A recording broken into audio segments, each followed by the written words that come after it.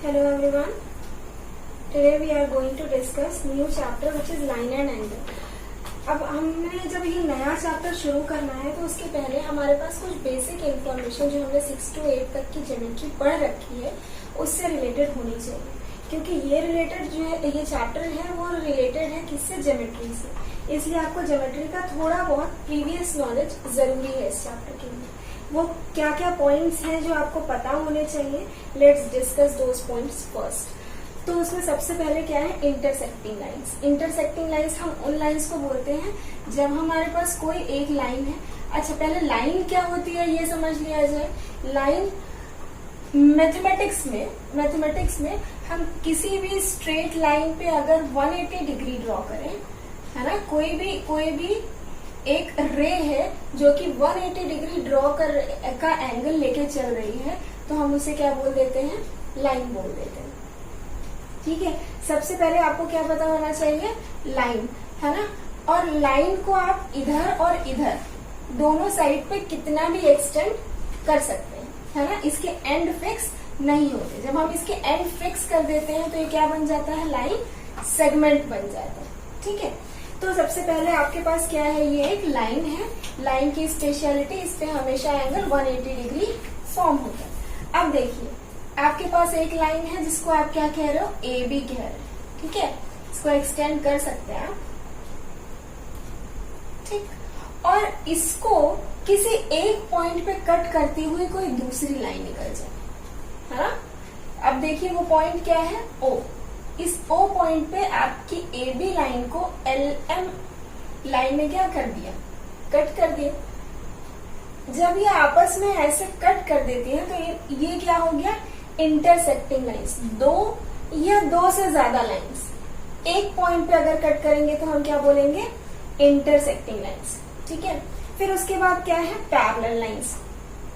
Parallel lines क्या होती हैं, ऐसी दो लाइंस या दो से ज्यादा भी हो सकती हैं जिनके बीच की परपेंडिकुलर डिस्टेंस, ये डिस्टेंस, ये डिस्टेंस, ये डिस्टेंस, मतलब कि ये एंगल हमेशा क्या होना चाहिए, 90 डिग्री। क्यों, क्योंकि हम परपेंडिकुलर डिस्टेंस की बात करें। वो हर पॉइंट पे अगर सेम हो जाए, है ना, तो उनको क्या बोलेंगे, पैरेलल लाइंस। और ये दो लाइंस आपस में कभी नहीं मिलती।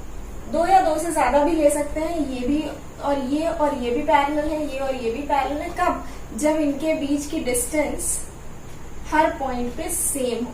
यहाँ पर सेम नहीं है तो आप इसे पैरेलल नहीं बोलेंगे। ठीक है, जब दो लाइंस के बीच की डिस्टेंस पैरेलल हो हर पॉइंट पे तभी आप उसको क्या, सॉरी, सेम हो हर पॉइंट पे तभी आप उसको क्या बोलेंगे, पैरेलल लाइंस बोलेंगे। ठीक है, अब उसके साथ एक टर्म आता है ट्रांसवर्सल। ट्रांसवर्सल किसे बोलते हैं, जब आपके पास पैरेलल लाइंस हैं, दो या दो से ज्यादा पैरेलल लाइंस को कोई एक लाइन कट कर रही है ना। ये एक लाइन है जो इस वाली लाइन और इस वाली लाइन को, दोनों पैरेलल लाइंस को कोई एक लाइन कट कर रही है, तो इस लाइन को आप क्या बोलेंगे, ट्रांसवर्सल। ये वाली क्या, ये दोनों लाइंस के पेयर क्या है, पैरेलल।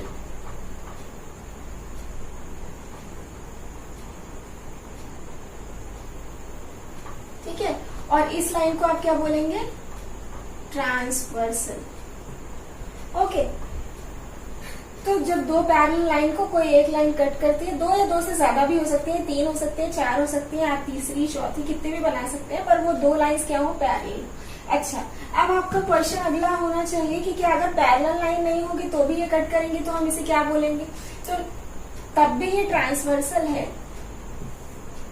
दो या दो से ज्यादा लाइन को कट करती हुई लाइन होनी चाहिए, ये और ये। अब देखिए ये दोनों लाइंस पैरेलल नहीं है, तब भी ये तीसरी लाइन है जो इन दोनों लाइन को कट कर रही है, तो अभी भी ये क्या है, ट्रांसवर्सल। ठीक है, ट्रांसवर्सल होने के लिए पैरेलल होना या ना होना जरूरी नहीं है, दोनों ही केस में ये क्या लाइन क्या है, ट्रांसवर्सल। चलिए, फिर इसके बाद क्या है, वर्टिकली ऑपोजिट एंगल। जब आप देखते हैं कि दो लाइन आपस में इंटरसेक्ट करती हैं, तो इस एंगल को, आमने सामने के एंगल को क्या बोलते हैं, वर्टिकली। ये इसके सामने का एंगल है, वर्टिकली ऑपोजिट। ये इसके सामने का एंगल है, इसलिए क्या हुआ, वर्टिकली ऑपोजिट। कॉरेस्पॉन्डिंग एंगल्स आपको कब मिलेंगे, जब दो लाइंस है ना, दो लाइंस पैरेलल है और इनको कोई ट्रांसवर्सल कट कर रही है, तो इस एंगल को क्या बोलेंगे? Corresponding angle. एंगल ए और एंगल बी क्या है? Corresponding angle. एंगल सी और एंगल डी क्या है? कॉरेस्पॉन्डिंग एंगल है। इसी तरह से यहाँ पे भी एक एंगल कॉरेस्पॉन्डिंग मिल सकता है, यहाँ पे भी मिल सकता है। ये दोनों पेयर क्या होंगे? कॉरेस्पॉन्डिंग हो जाएंगे। ये वाला पेयर इस वाले पेयर की क्या हो जाएगा? कॉरेस्पॉन्डिंग हो जाएगा, है ना। तो ये क्या है? Corresponding angles. अच्छा, कॉरेस्पॉन्डिंग एंगल्स को लेकर के एक स्टेटमेंट है जो कि बहुत इंपॉर्टेंट है आपके लिए, कि अगर कॉरेस्पॉन्डिंग एंगल्स आपस में इक्वल हो जाते हैं तो लाइंस पैरेलल होंगी, और अगर लाइंस पैरेलल है तो कॉरेस्पॉन्डिंग एंगल्स इक्वल होंगे, है ना। इसे बोलते हैं कॉरेस्पॉन्डिंग एंगल एक्सियम। ठीक है, इस एक्सियम में क्या कहा गया? इसमें बोला गया कि अगर, अच्छा दूसरी बात क्या कहती है कि अगर मान लीजिए आपके पास दो नॉन पैरेलल लाइंस है, उनको कोई ट्रांसवर्सल कट कर रही है, तो क्या ये एंगल और ये एंगल कॉरेस्पॉन्डिंग एंगल है? ये भी कॉरेस्पॉन्डिंग एंगल है ना। ये एंगल और ये भी एंगल क्या है? कॉरेस्पॉन्डिंग एंगल है, पर ये बात है कि ये दोनों आपस में इक्वल नहीं। ये कुछ और हो सकता है और ये एंगल कुछ और हो सकता है। अब देखिए, इसको यहाँ पे ए बोल रहे हैं और बी बोल रहे हैं। इस केस में A is not equal to angle B. तो ये क्या इंप्लाई कर रहा है कि ये लाइन LM जो है, ये AB के PQ, ये लाइन AB जो है वो पैरेलल नहीं है PQ के, है ना, is not parallel to PQ। ठीक है, अगर ये कॉरेस्पॉन्डिंग एंगल्स इक्वल नहीं है तो लाइंस भी पैरेलल नहीं होंगी। अगर लाइंस पैरेलल नहीं है तो कॉरेस्पॉन्डिंग एंगल इक्वल नहीं होंगे। अब इस केस में देखिए, ये दोनों लाइंस पैरेलल हैं। लेट्स से कि ये क्या है? A डैश B डैश और P डैश Q डैश। इस केस में आप देखिए कि ये दोनों लाइंस क्या है? पैरेलल है ना। जब लाइंस पैरेलल होंगी, ये दोनों लाइंस पैरेलल है ना, A dash B dash is parallel to P dash Q dash, ऐसा है यहाँ पर। अगर ये लाइंस पैरेलल हैं तो कॉरेस्पॉन्डिंग एंगल्स भी इक्वल होंगे। ये A और B क्या है? कॉरेस्पॉन्डिंग एंगल्स हैं, तो angle A is equal to angle B। किससे? कॉरेस्पॉन्डिंग एंगल से। कॉरेस्पॉन्डिंग एंगल्स इक्वल तभी होते हैं जब लाइंस पैरेलल हो। इसका उल्टा भी सही है। क्या कहेंगे अगर उल्टा बोलेंगे तो? उल्टा बोलेंगे तो बोलेंगे कि अगर कॉरेस्पॉन्डिंग एंगल्स इक्वल हैं तो लाइंस क्या होंगी?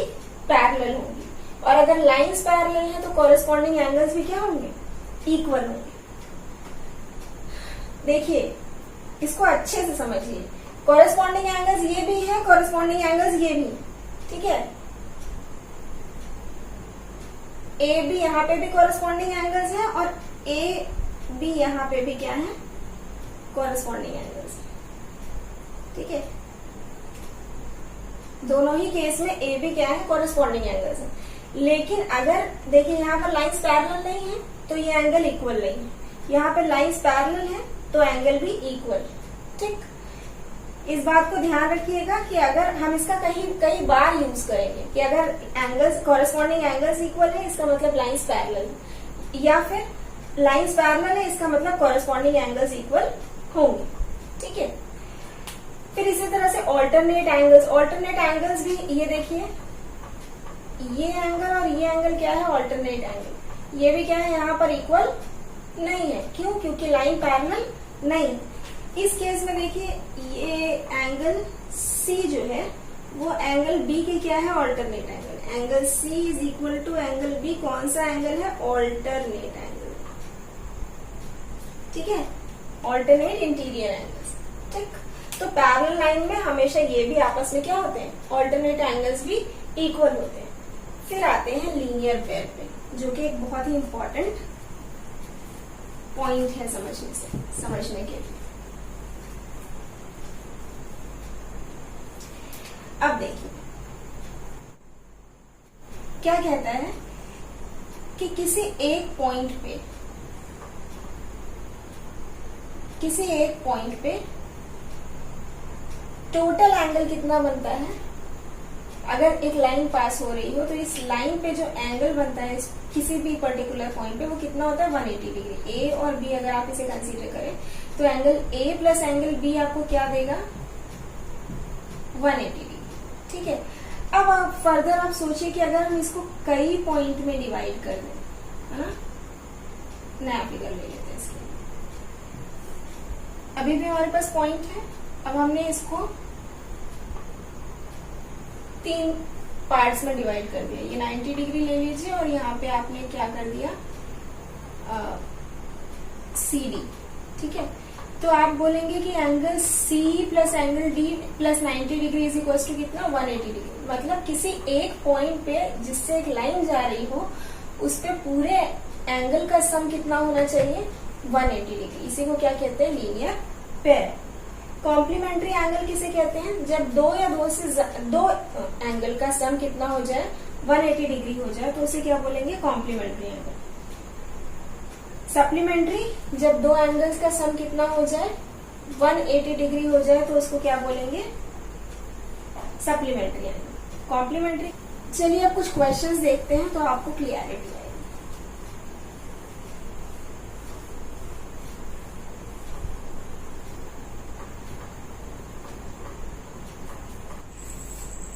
चलिए देखते हैं ये क्वेश्चन। एनसीईआरटी पे बेस्ड है और आपकी जो एक्सरसाइज जो भी पॉइंट्स हमने डिस्कस किए हैं उनका एप्लीकेशन आपको इस क्वेश्चन में देखने को मिलेगा। कैसे? अब आपको बोल रहा है AOC, एंगल AOC। पहले तो ये समझिए कि जो चीज बीच में लिखी होती है वही मेन एंगल होता है। AOC का मतलब हम इस एंगल की बात कर रहे हैं। ठीक है, फिर BOE, तो आप B देखिए, O देखिए, E देखिए, इसका मतलब हम किसकी बात कर रहे हैं? इसकी बात कर रहे हैं। ठीक है, इन दोनों का सम कितना है? 70, ऐसा गिवन है। BOD,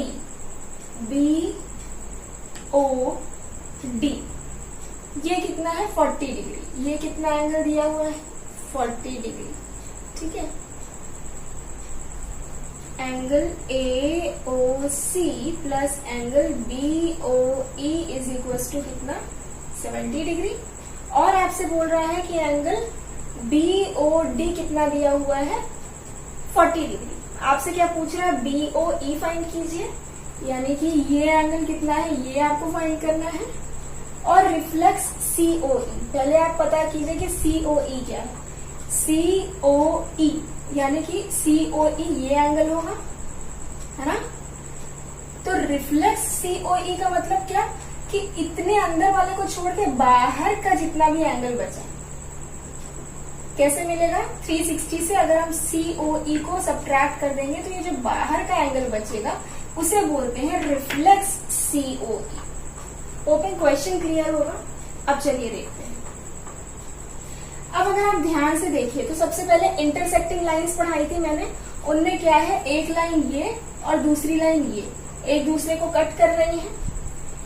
जब भी इंटरसेक्टिंग लाइंस एक दूसरे को कट कर रही होती है तो ये एंगल और ये एंगल क्या है? वर्टिकली ऑपोजिट एंगल्स हैं। और जैसे ही एंगल वर्टिकली ऑपोजिट हुए आपस में इक्वल होंगे, इसलिए आप बोल सकते हैं क्या? Angle AOC is equal to angle BOD is equal to 40 degree. Reason क्या लिखेंगे? हमेशा आपको रीजन लिखते जाना है। Vertically opposite angles. ठीक है,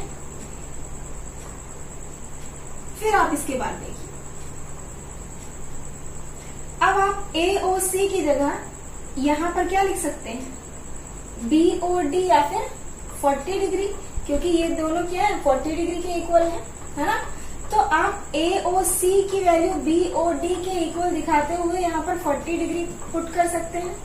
this implies 40 degree plus angle BOE is equal to 70 degree, है ना। या फिर आप इसको इक्वेशन नंबर 1 बोल दीजिए और बोल दीजिए यहाँ से फ्रॉम 1, यानी कि एक फर्स्ट इक्वेशन पे आपने ये वैल्यू पुट की तो आपको मिल गया। अब देखिए, हमेशा सॉल्व करते समय कांस्टेंट एक साइड, वेरिएबल एक साइड, तो ये क्या है? कांस्टेंट है, इक्वल के उधर जाएगा।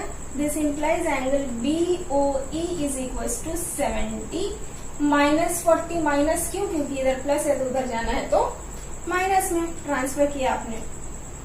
Angle BOE is equal to कितना? 70 minus 40 which is equal to 30। तो आप देखेंगे कि एंगल BOE कितना मिल गया? 30 डिग्री। ये फर्स्ट पार्ट तो प्रूव हो गया है ना। ये आपका फर्स्ट रिजल्ट है ना। फर्स्ट रिजल्ट के बाद आपको क्या पता लगाना है? COE। अब आप क्या यूज करेंगे? Linear pair. क्यों? क्योंकि अब आपको ये पता है कि ये 40 है और ये कितना है? BOE कितना निकाला अभी आपने? 30 निकाला। 40 और 30 ये कितना हो गया? 70 हो गया। अब अगर आप ध्यान से देखें तो AB क्या है? एक लाइन है और लाइन पे किसी पॉइंट पे एंगल कितना बनता है? 180 डिग्री। इसका मतलब अगर AB लाइन है तो इस पे पूरा एंगल का सम कितना होना चाहिए? 180 डिग्री। 40 प्लस COE प्लस ये 30 इज इक्वल टू कितना होना चाहिए? 180 डिग्री। चलिए देखते हैं।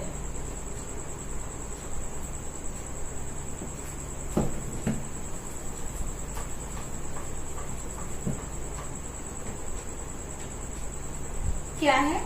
Angle AOC plus angle COE plus angle EOB is equal to कितना? 180 डिग्री। और ये क्या लिखेंगे? लीनियर पेयर एक्सिस है ना। ये कितना है? 40 डिग्री। ये कितना है आपको नहीं पता। ये कितना है?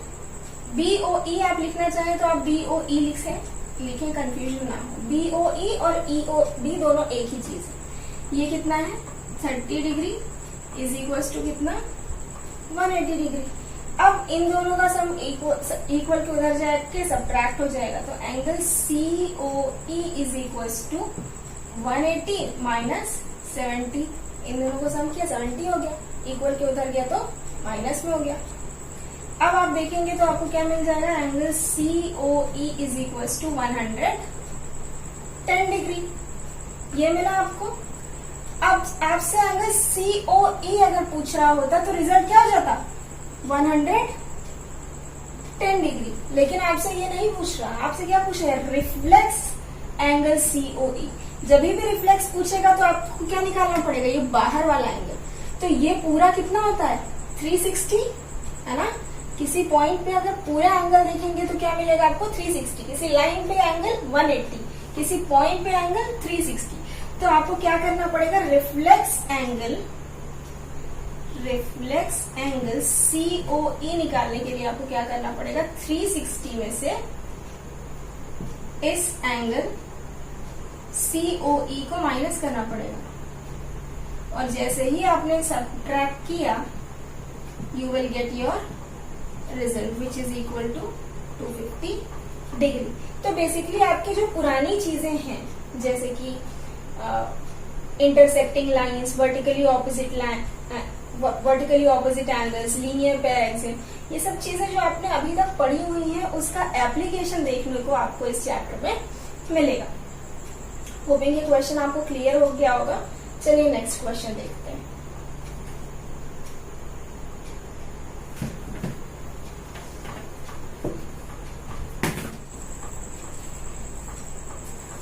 चलिए नेक्स्ट क्वेश्चन देखते हैं।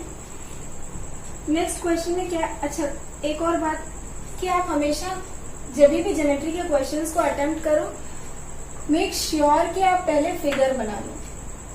फिगर बनाएं, फिर क्वेश्चन को पढ़ के लिखें कि आपके पास क्या गिवन इन्फॉर्मेशन है और आप क्या फाइंड करना चाहते हैं। Then you come to solution part.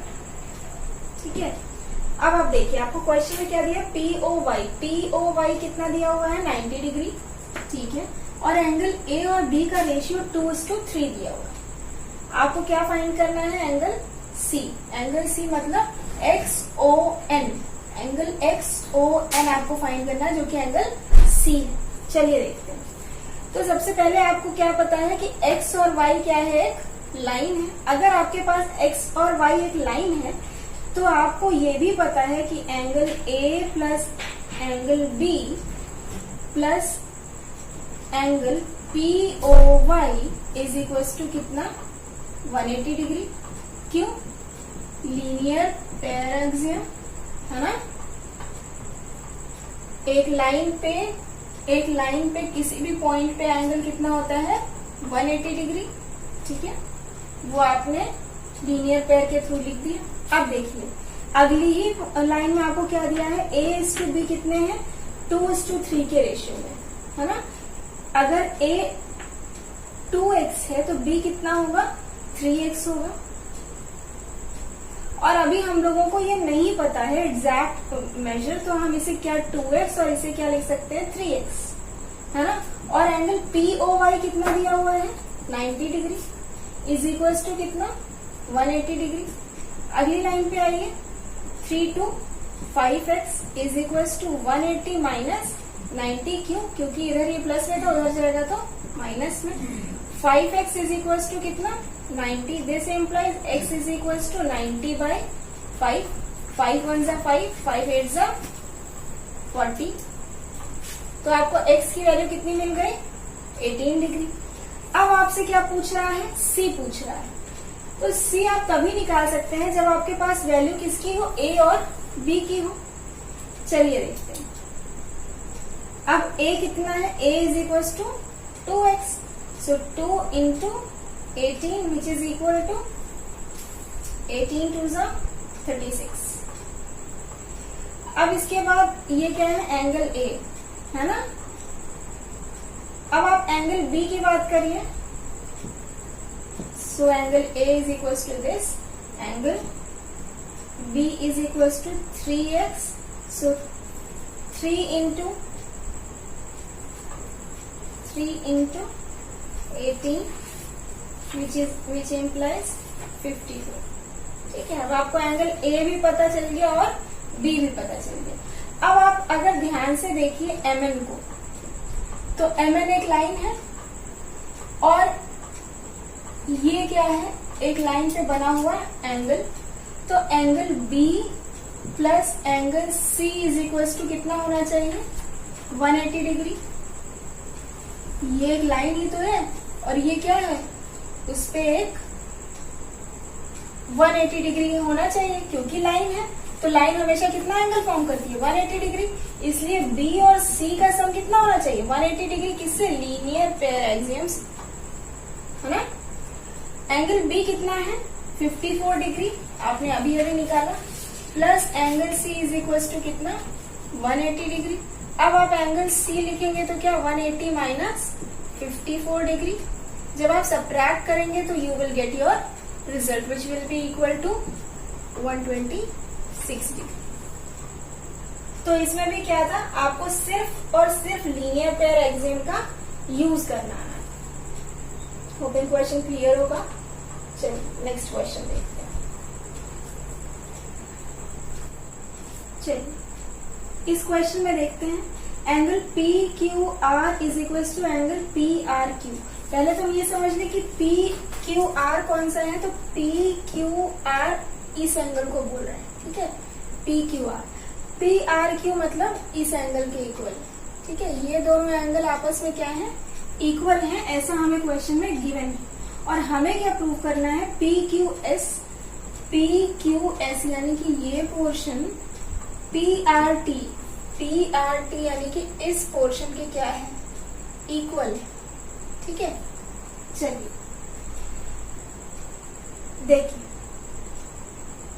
P Q R is equal to P R Q, और आपको ये चीज क्या करनी है, प्रूफ करनी है। अब देखिए कितना सिंपल क्वेश्चन है, बस आप अगर थोड़ा सा दिमाग लगाएं और लीनियर पेयर को दिमाग में रखें, तो इस पॉइंट पे भी क्या है, आपको लीनियर पेयर मिल रहा है, और इस पॉइंट पे भी क्या मिल रहा है, लीनियर पेयर मिल रहा है। अगर आप लीनियर पेयर को ध्यान में रखते हुए इस पॉइंट को लिखें, तो आप लिखेंगे क्या, एंगल पी क्यू आर, यानी कि पी क्यू आर ये वाला एंगल, पी क्यू एस ये वाला angle plus angle P Q S is equal to कितना 180 डिग्री। सिमिलरली अगर आप पॉइंट आर पे देखें, let's say this is equation number 1, reason क्या लिखेंगे, लीनियर पेयर एक्सियम। फिर आप दूसरे पॉइंट पे आइए, अगर आप आर को देखेंगे तो आपको क्या मिल जाएगा, angle P R Q plus angle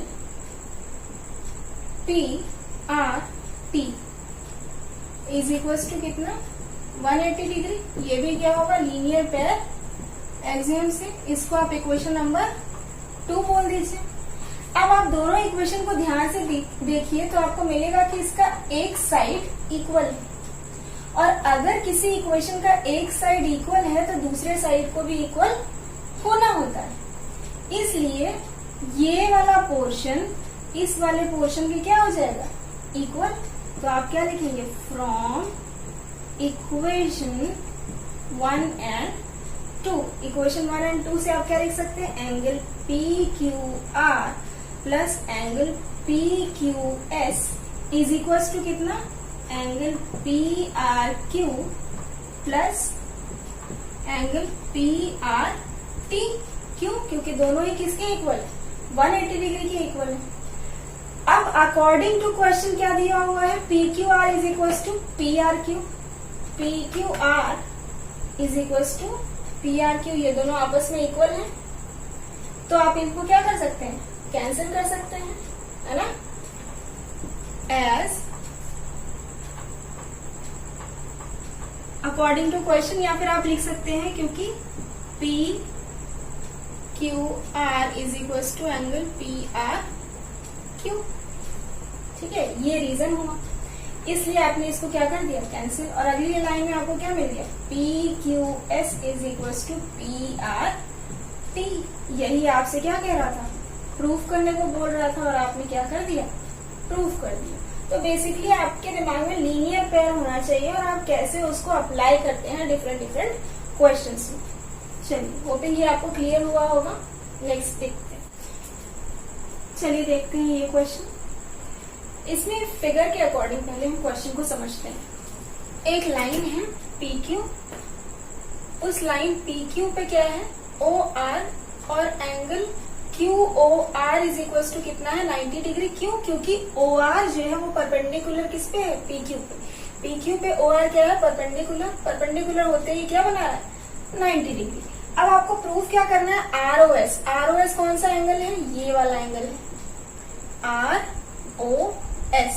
basically आपसे इस एंगल के बारे में बात की जाएगी, is equal to half of angle QOS इसका हाफ माइनस POS इसका हाफ। चलिए अब देखते हैं कि क्वेश्चन को कैसे किया जाए। ऐसे क्वेश्चन को करने के लिए हम सबसे पहले QOS और POS को निकालेंगे।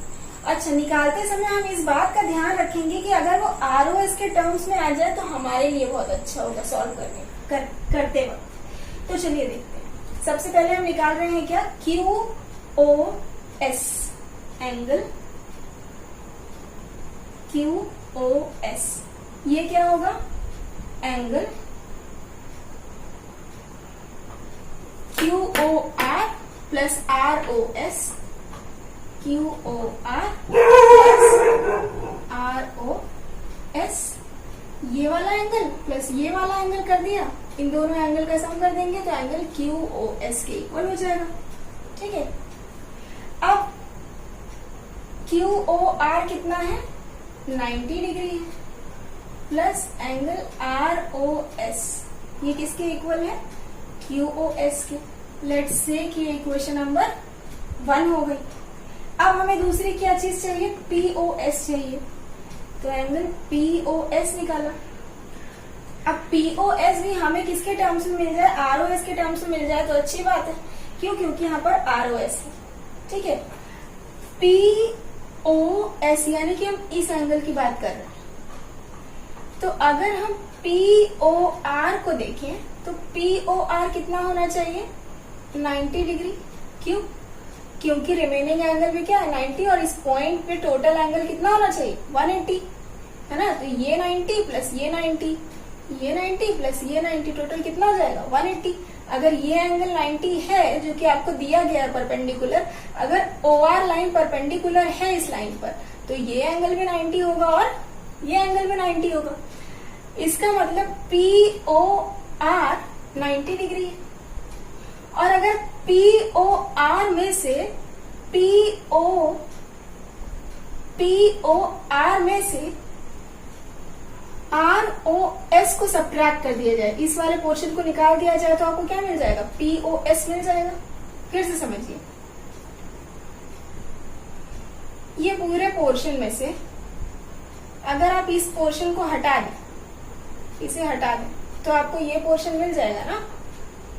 तो यही कह रही हूं, ठीक है।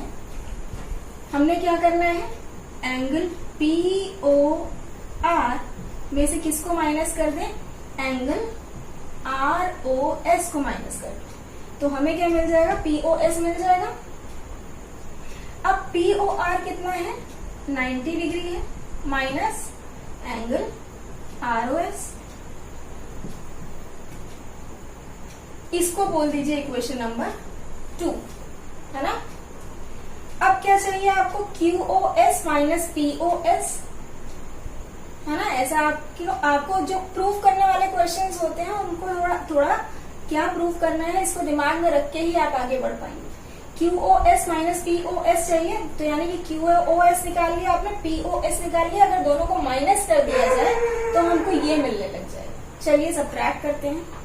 तो इक्वेशन 1 माइनस इक्वेशन 2 कीजिए, फिर आपको क्या मिल जाएगा angle QOS minus angle POS।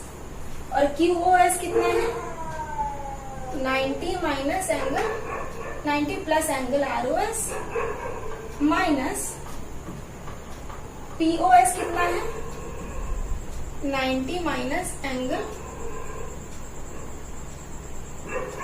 ROS।